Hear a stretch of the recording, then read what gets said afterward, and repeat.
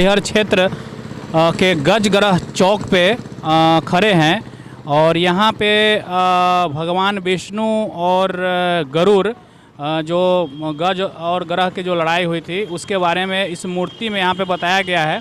इस मूर्ति का निर्माण श्री लालू प्रसाद माननीय मुख्यमंत्री जिस समय बिहार के थे उसी समय इसका शिलान्यास किया गया था। उन्हीं के द्वारा जो है ये बनाया गया था इस मूर्ति का। देखिए कि इस गजगरह चौक के नाम से जाना जाता है और यहाँ पे जो भी आते हैं इधर से गुजरते हैं तो यहाँ पे बहुत भव्य तरीके से इस मूर्ति को बनाया गया है। पूरा स्पष्ट बताया गया है कि किस तरह से गरुड़ पे आसन है भगवान विष्णु और हाथ में चक्र गदा पुष्प लिए हुए आते हैं और आकर के जो है ग्रह को गर्दन काट करके चक्र सुदर्शन से हाथी को बचाते हैं। वो इस मूर्ति के माध्यम से बताया गया है। जैसे कि हम अभी हैं यहाँ पे महंत हैं बालक बाबा नाम से प्रसिद्ध हैं, तो आइए हम इनके मुख से जानते हैं यहाँ के बारे में कि क्या इतिहास है गजगरह की लड़ाई जो हुई थी इसके बारे में बाबा बताएंगे। तो बाबा आपका स्वागत है हमारे तुलसी आंगन चैनल में। नाम बताइए बाबा और कितने सालों से यहाँ डिटेल विस्तृत बताइए। भगवान राम धनुषकोटि आश्रम दक्षिणेश्वर कालीघाट हरिहर क्षेत्र सोनपुर। आगे कहना है आपने गजगरह की जो जिज्ञासा किया है, श्रीमद् भागवत महापुराण में गजगरह की कथा का वर्णन है। भगवान की ये अहेतुक कृपा रही है। ये स्थली उनके कौतुकी क्रीड़ा और सत्य धर्म न्याय का ये प्रतीक स्थली माना जाता है, क्योंकि भगवान ने ग्राह को मारकर गज को मुक्त किया है। तभी से विश्व प्रसिद्ध हरिहर क्षेत्र सोनपुर मेला के नाम से ये विख्यात रहा है, जो आदिकाल से आदि परंपरा हमारे भारतीय संस्कृति सभ्यता और वैदिक परंपराओं का अध्याय रहा है। भगवान श्री हरि का यह स्थान, आप जो ये नारायणी नदी देख रहे हैं, इस नारायणी नदी की यही महिमा है जो ये हिमालय से चलकर यहाँ आकर ये संगम हो जाती हैं। इसी से भगवान शालिग्राम निकलते हैं और इसी में गजगरह के युद्ध हुए हैं। इस युद्ध में भगवान नंगे पांव आए हैं द्वारिका से और ग्राह को मारकर गज को उबारे हैं। तभी से आपका ये एकलौता हाथी का मेला रहा है।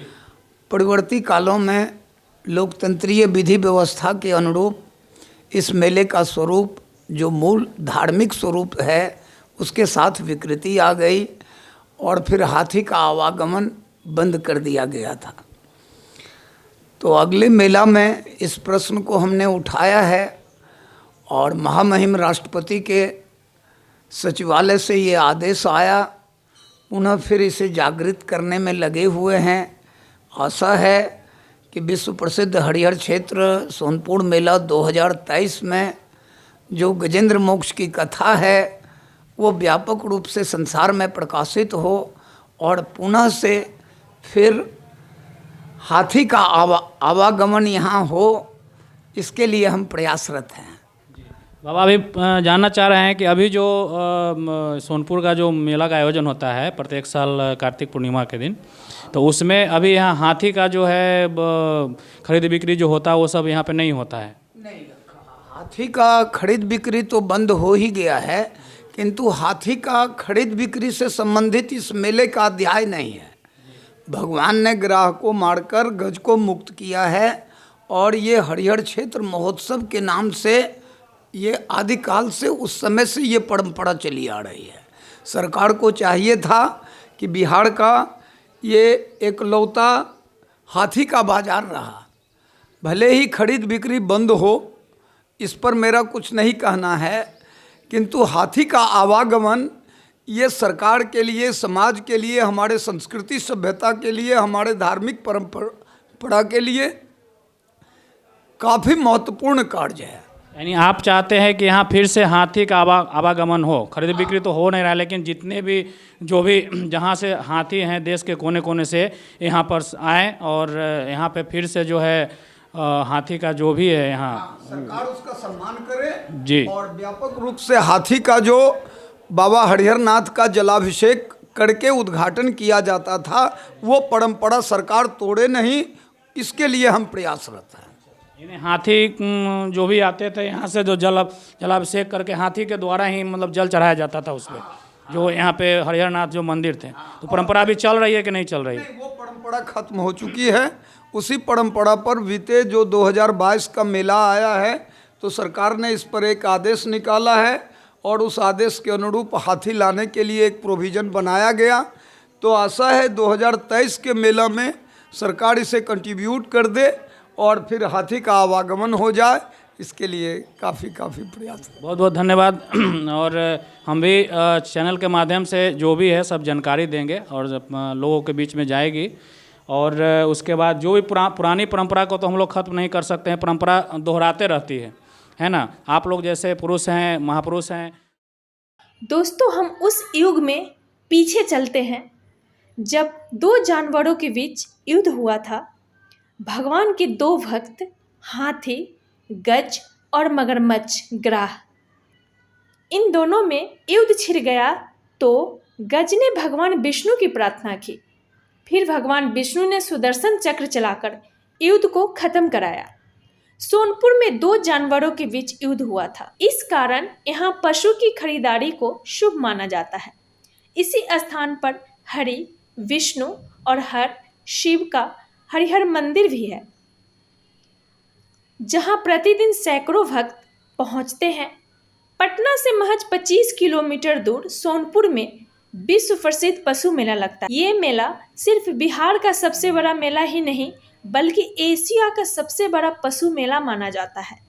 गज और ग्राह की कहानी हमारे इतिहास में तरह तरह से बताया गया है, लिखा गया है। उसमें से एक कहानी ये भी है, हिंदू धार्मिक मान्यताओं के अनुसार इंद्रध्रुमन नामक एक राजा अगस्त मुनि के शाप से हाथी बन गए थे और हुहु नामक गंधर्व देवल मुनि के शाप से मगरमच्छ। कालांतर में गज, हाथी और मगरमच्छ के बीच सोनपुर में गंगा और गंडक के संगम पर युद्ध हुआ था।